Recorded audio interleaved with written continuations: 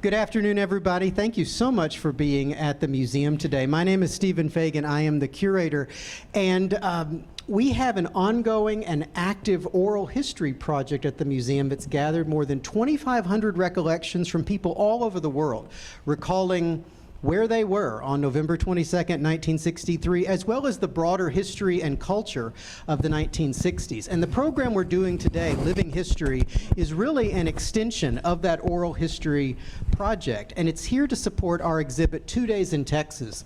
In the fall of 1963, President Kennedy was making this 2-day whirlwind political tour of Texas, visiting San Antonio, Houston, Fort Worth, Dallas, and then, had the assassination not taken place, it would have been on to Austin that evening. And in Dallas, the biggest crowd of the trip to Texas was gathered. More than 200,000 people turned out to see President and Mrs. Kennedy. And we have 3 of those 200,000 people here today. This is actually the first time we've ever gathered together motorcade spectators from different sites along that 10-mile parade route to come together and share their memories of that day. So please join me in welcoming Richard Clark, Johnny Rincon, and Lisa Hembry to share their story with us today. Thank you all so much for being here and agreeing to share your memories. We're going to first go in chronological order. I'm going to show you the parade route that day because I know many of you are probably not familiar with the motorcade route through Dallas, but you can see it up on the screen there from Dallas Love Field towards the top of the screen, down Lemon Avenue, which is where Richard Clark was, on to Turtle Creek and towards Cedar Springs, and right there where Turtle Creek, right about where Turtle Creek meets Cedar Springs is where Johnny Rincon was.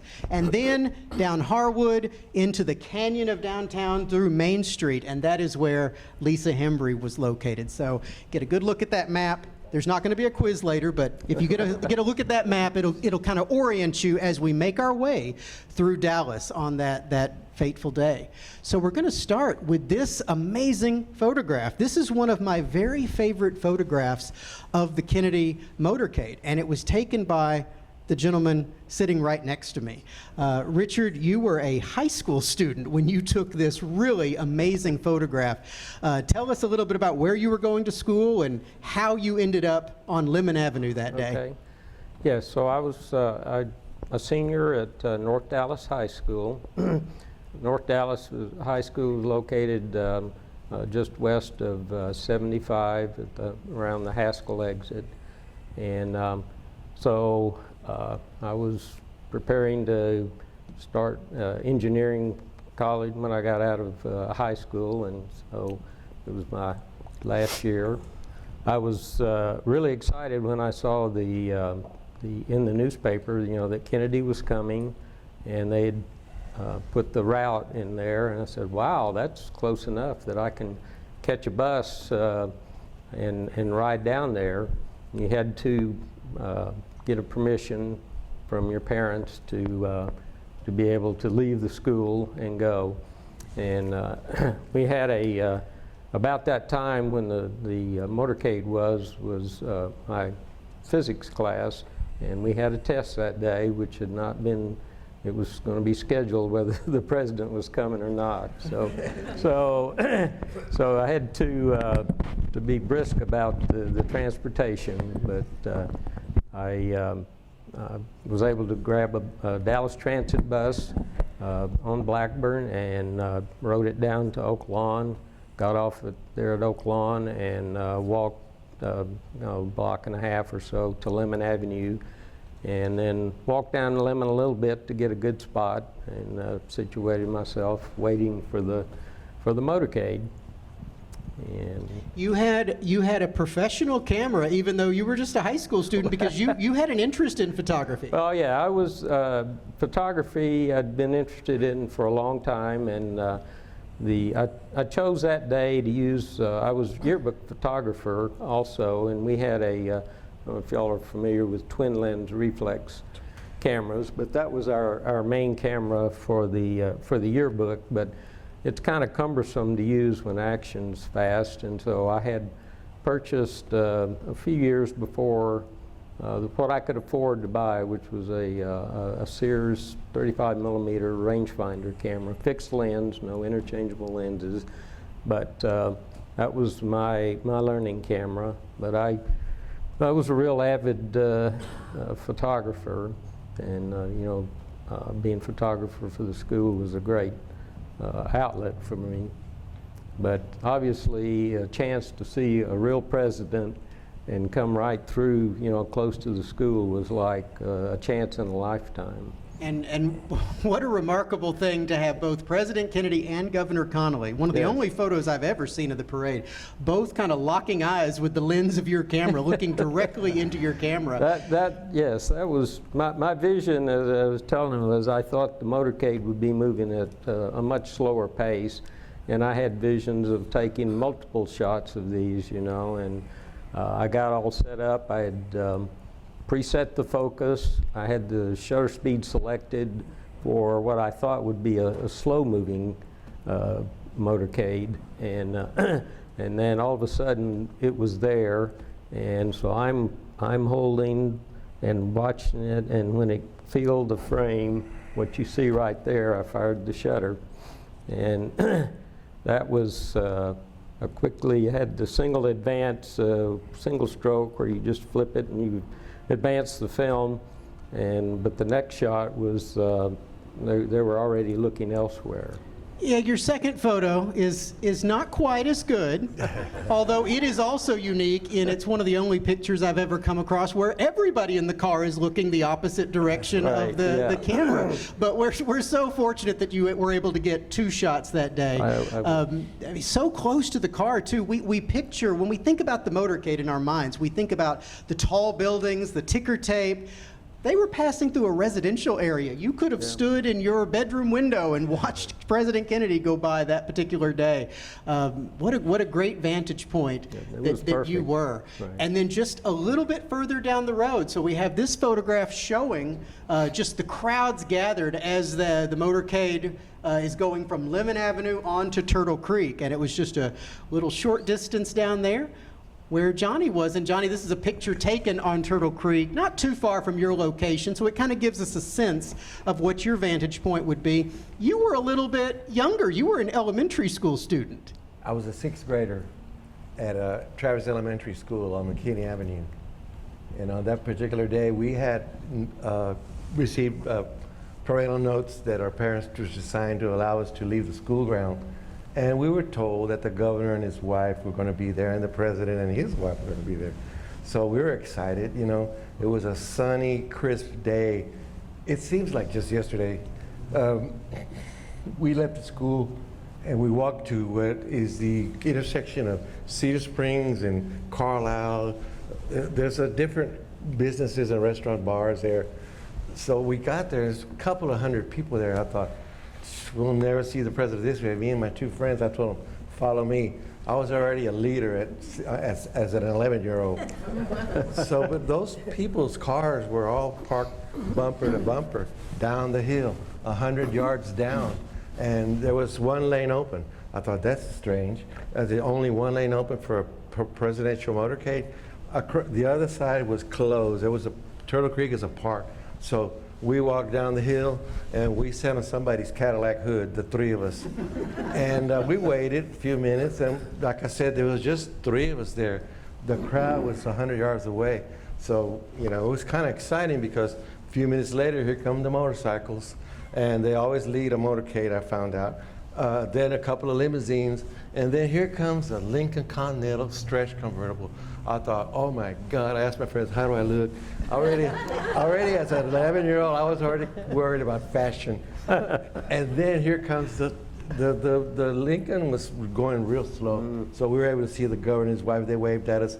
And then I locked eyes on Jackie Kennedy's outfit. I thought, I've never seen a more beautiful woman besides my wife in the whole world. I thought, wow, as an 11-year-old, I'm already observing this. And then, but before I knew it, the president is under my nose. He's right there. I'm looking at him, he's looking at me. We looked, and I know I've said this a million times, but we locked eyes. I know because I know. his blue eyes and my brown eyes. It was so exciting, you know. And so my friends and I, I guess, high-fived each other, and the motorcade kept going. So it took us about 15 minutes to walk back to Travis Elementary School. And we get there, we get a drink of water. Hang on, we're not going to talk about the what comes next. I want to get through the parade we're before we going do that. But we will circle back to you. Sorry. But Johnny, did the owner of that Cadillac ever approach while you were there? No, I think we polished it after we. Okay. So the motorcade on Cedar Springs, then on to Harwood, and then it hits Main Street. And I want to show you a little bit of the crowd that was gathered on Main Street. This is just a small portion. These are some pictures, wonderful pictures taken by a Dallas Times-Herald photographer named Bill Beal, who was at the Adolphus Hotel. And so you can see how thick those crowds were on Main Street. And in this next shot, you can really get a sense. And in some of the pictures on the 6th floor, if you go back down and take a look, you can see how extraordinary that crowd was. And among that giant crowd of tens of thousands of people was Lisa Hembry. You were in the 8th grade, correct? I was in the 8th grade at a brand new school that I believe the desegregation order made it possible for there to be an African American, or at the time they called it a Negro school. I was in the 8th grade, and I persuaded 2 friends of mine to go with me downtown. We did not have permission. So you know, I think they called it playing hooky, but it was just such an exciting time. And when we got downtown, I'd never been in a crowd like that. There were just so many people. But every Saturday, we would go to H.L. Green's, which was a 5 and dime store across the street from Neiman Marcus. And so that was where we headed, and got there, and we could not even see the street because there were so many people there. And we heard the motorcade coming, the motorcycles first, and I was screaming, "I can't see, I can't see." And some person put their hand on my back and pushed me to the curb just as the president's car was passing by. And it seemed to me that the motorcade slowed down a little bit, and I got a perfect view of them. And then right after that, people just, well, I think there were a couple of motorcycles behind, or a couple of cars behind the president's car, and people just started running down the middle of Main Street. We have a picture of that right here. Yeah.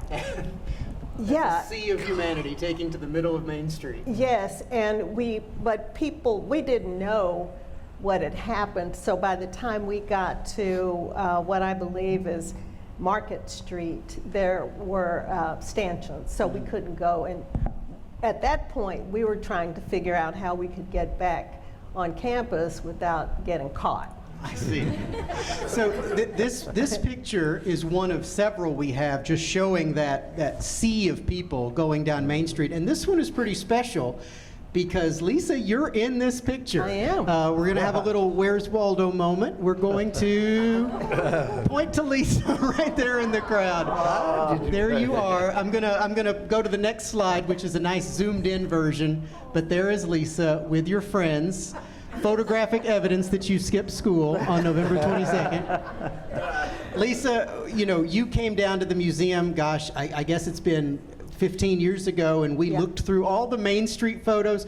What was it like to find this image of yourself almost 50 years after the assassination? Oh, it was just unbelievable because we had gone, a friend of mine came with me and was helping me.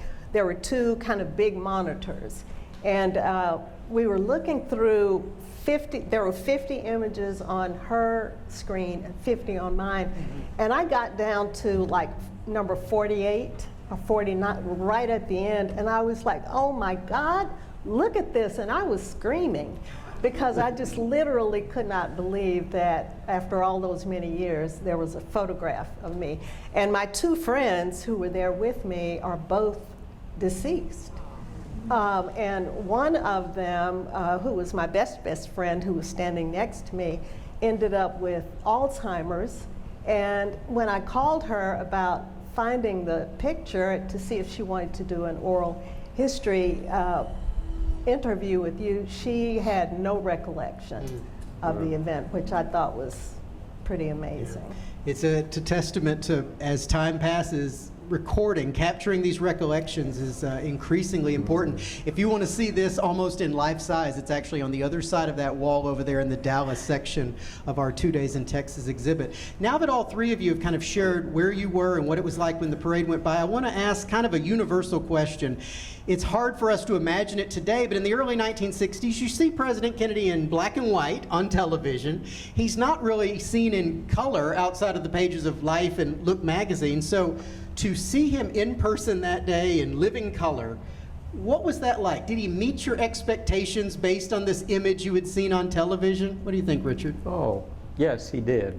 And again, talking about locking eyes, but I had the same feeling as both Governor Conley and President Kennedy were looking directly at me. It was like, wow, this is incredible. I mean, it was like, I would never expect to have this experience ever or ever again, you know. So it was incredible. Johnny, I know that Mrs. Kennedy met your expectations. What about the president? Did he look the way he looked on TV? I got dressed up for him today. You know, the Kennedy family is always about major fashion style. They're so much class. And it was dripping all over them. And we was like, oh my God. But as an 11-year-old, I mean, I've met Stanley Marcus. One of the best, finest dressed men I ever met was Senator John Tower. I mean, but Kennedy was perfect, perfect. And Lisa, you got pushed to the curb right in the nick of time, but you got a good look. I did. They looked larger than life to me. You know, the limousine was huge. And I thought they were just such beautiful people, far exceeding anything that I had seen on television. And as I said, the motorcade, for whatever reason, slowed down. It was almost slow motion. And so I got a good look at both of them. And even today, I think, gosh, we were among the last people on earth to see these people alive. And it had a tremendous impact on my life going forward. And of course, in a moment, that day's excitement turns into unimaginable sorrow as the motorcade reaches Dealey Plaza and passes by the building we are all in today. All of you went back to school that day, which is pretty remarkable, because I've talked to a number of young people who just decided, well, you know, we're going to go get a burger and go home. But you all went back to school, and Richard, you haven't let us down again because you took your camera into North Dallas High School and captured some truly powerful images of students listening to transistor radios as word of the Kennedy assassination plays out.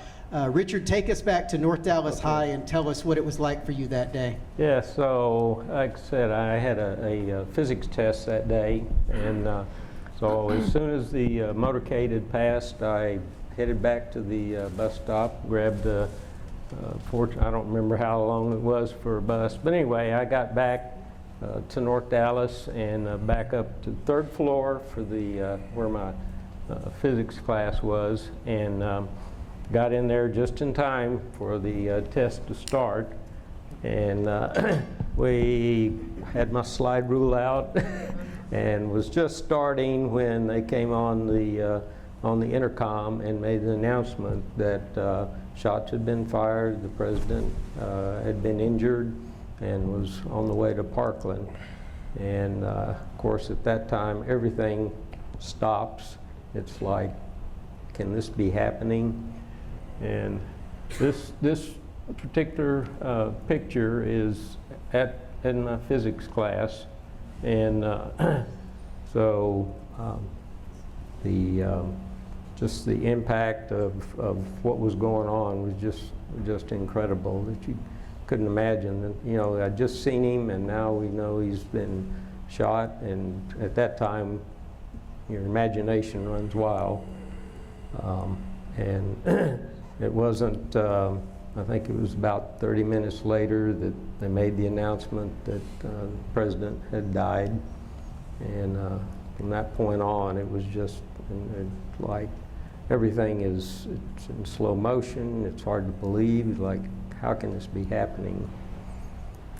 And you went outside. You went outside to take some pictures of the flag at the school. I did.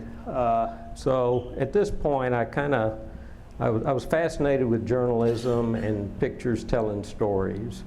And obviously, here is a huge story.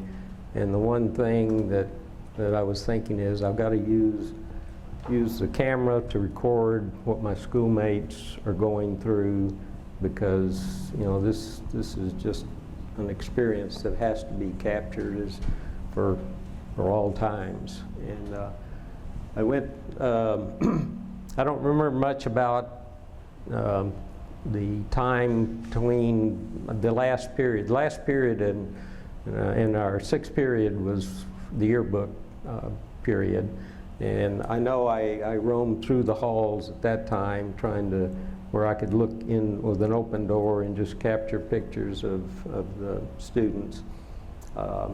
In some cases they had radios, in some cases they were still getting it from the intercom. And then I went outside, and the ROTC, they were lowering the flag, and I thought, well, this is really something that captures the trauma of that whole day. It really does. There's a whole series of pictures, and we're so grateful to Richard. He donated these images to the museum about 20 years ago, and you'd be surprised, there really aren't photographs taken inside school classrooms. Despite that collective global experience, it wasn't really well documented. And so we are so fortunate that Richard's photos exist that really give us that window into what young people were going through. And Richard, you brought with you the 1963-64 yearbook from North Dallas High School, and I believe one of your pictures ended up in there, probably many of your pictures. Well, yeah, so this is that's the picture of Kennedy. And this was, we always we had a section in our yearbook, the Viking salutes. And of course, in this case, the President Kennedy was the topic of that. And we had a little write-up about the president. And then this is the photograph of my physics class. I would have been sitting right there, and this is our teacher, Mr. Tapper, and this is the students in there as we're listening and absorbing what's going on. Virtually all yearbooks from 1963-64, that year, have some kind of memorial tribute to President Kennedy. If you guys have one out there or know someone that does, either here in the gallery or watching on YouTube, let us know, because we do collect these types of memorial items, any kind of memorial tribute printed after the assassination. We do have a copy of this North Dallas High School yearbook, and it's so remarkable to have the photograph that was also printed in the yearbook. Johnny, let's talk about you. You started to tell us the story earlier after you get off the Cadillac and make sure it's not damaged. Take us back to Travis Elementary. Well, have you seen the photograph of me being so close? Do you have that picture? I don't have that picture, no. I do. Okay, well, we can show that later. We don't have an ability to put it up on the screen. It was when I came to give my oral history here to meet Stephen Fagan after, I think I waited 8 years to come over here and give my statement. He took me and showed me the pictures on the wall of huge black and white of Jackie and the president. But I took a picture. He asked me, how close were you to the president when he drove by? And I saw the picture of the Continental. It's almost like the one behind us, but it's with Jackie and the president in the back, the governor and his wife in the front. And I walked to the camera, to the picture, had him take a picture of me. I said, this is how close I was. I could have kicked the car. I was so close to it. But after we saw him, and we were real happy to have seen it, and this historical issue. I said, we walked back to school. It took us about 15 minutes. We got a drink of water. All of us went to class, and Mrs. Ratcliffe, my sixth grade teacher, is already crying. And my friends go, Johnny, go see what's wrong. I always got picked for these jobs, as an 11-year-old. So I waited a minute and I thought, God, I walked up to her, Ms. Radcliffe, why are you crying? She goes, oh, Johnny, they shot the president. And I thought, no, they did not. We just saw him. Well, the tears just poured after more. It got worse. And an 11-year-old doesn't know what an assassination is. He doesn't know what a murder is. He doesn't understand why everybody's wearing black and the city of hate, we were called. We don't know that. So, It took you a number of years to really talk about this. In fact, you went to SMU, studied political science, had a professor that knew Kennedy, and yet you never really shared your firsthand account until you came to talk to me. I blocked this from my mind. After, I guess all my kids got tired of hearing this story all the time. I blocked it out of my mind after, I studied Marxism, communism, Latin American politics under for former Assistant Secretary of State, Dr. Richard Rubottom. I studied, you have to know a subject if you're going to be involved in politics. You just don't talk about subjects if you're not fluent with it. On Facebook, I do not talk about politics or religion, but it took me years. It took me 8 years just to come visit here, and it was so crowded with security. I thought Lee Harvey Oswald might be loose still running around here. But after on the 60th anniversary, they invited me to come, and that's when I, realized a lot of things. But making a long story short, it was at a restaurant, Toulouse restaurant, on Knox Street, where I was a waiter, and Mrs. Nicole Kalaman was the hostess of a group of about 8 people that spent a lot of money, drank a lot of wine, tipped me really great. And then after, it was a Sunday, and I was waiting for them really to leave because I was done for the night. And she walked up from the table and said, Johnny, can I ask you a couple of questions? I said, sure. I said, where are you from? I said, Dallas. I said, originally, yes, ma'am. I said, where were you when President Kennedy came to Dallas? Remember, I had blocked this from my mind for years. I said, how dare you ask me a question like that, Miss Nicole? And I said, why? I go, because I'm joking about that, but it's very, very personal. I said, why is it so personal? I said, because it's personal, I told her, but I liked her persistence, and I liked her. I said, you know what, I'm gonna tell you my story. And it says, little did I know who she was. I had no idea who she was. And I told her the story. She goes, oh my God, I can't believe this. She hands me her card. She's the director of this 6th floor museum. God sent me to her. So then I came. She thought the story was amazing, and that's when she arranged for me to come and meet Stephen and give my oral history. That oral history, it's a long, 10 or 11 pages, but it's interesting, I think. The video interviews that we've done with these 3 extraordinary people, they're on our website, jfk.org, in our online collections database. So if you want to hear the full story of their experiences and their memories of the Kennedy years as well, please visit our website to hear that. Lisa, we come down to you. Take us to Oak Cliff and tell us what the rest of that day was like for you. Okay, we got on the bus, and we're just so excited, laughing, talking, just saw the president. And then the bus driver had a transistor radio, and of course, at that particular time, we were all the way in the back of the bus because of segregation at the time. And he said, everybody be quiet because something has happened. And he turned the transistor up really high, and the broadcaster said, the president has been shot. And that was when we, really went nuts. And a lady got up and came over to us and said, shut up, just calm down, something horrible has happened. So we got back to school, and at this point it was probably 1:30, and school had turned out. Everybody was standing in front of the school, people were crying, the teachers were saying, call somebody to come pick you up. because school is out, and we still didn't know what had happened. And then somebody told us that the president had been shot. And at that point, I think we knew he was dead. So, yeah, I went home, and, you know, it was just sad. It was such a sad time in my house. And of course, you know, my sister and I were Catholics, so we were getting a lot of phone calls and people asking us to pray and that kind of thing. And then, you know, 2 days later, Oswald was shot and killed, and so the whole thing was absolutely surreal. And nobody at that time knew what had happened. We didn't know whether there was a lone killer or, you know, if there was some kind of attack on the United States. We had no idea, so there was this period of extreme uncertainty.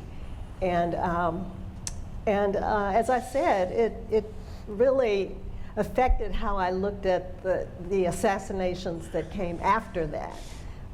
You know, Malcolm X, I think 2 years later, and then Martin Luther King, and then RFK Jr., RFK, the brother of the president. So, you know, death has a way of really making us all look at our own lives. And what I thought at the time as a kid was, wow, life can just change, you know, at the drop of a hat, at the turn of a dime. We don't know about what's going to happen next. And I still have that feeling today. Lisa, you've worked with a number of organizations in Dallas, including a number of years with the Dallas Historical Society. So you're acutely aware of kind of the long-term impact that the assassination of the president has had on this community here. If I'm remembering correctly from your oral history, you were in Detroit about 5 years after the assassination, and someone made a comment to you about Dallas. You want to share that? I do. So I was at the time, you know, married to a guy from Detroit that I met at Fisk University, where I went to school initially. And so I met his parents, and his mother said, "Now, where are you from?" And I said, "Oh, I'm from Dallas." And immediately this look came over her face, and she said, "Oh my God, that's where all those crazy people are. You all killed the president." And actually, from that point on, our relationship went downhill because I think she really, like many people that I've heard from over the years, thought that Dallas was just the Wild West. And to kill a president, somebody who was so beloved around the world, just seemed to be the worst possible thing that could be attached to a future daughter-in-law, or actually I think we may have been married at the time. So yeah, that was not fun. I can imagine. We're just so grateful that this museum exists as a place where people can come and kind of get some historical perspective and context on this dark moment. And the way we tell these stories and connect to people's lives today are through oral history accounts like the ones you guys have shared.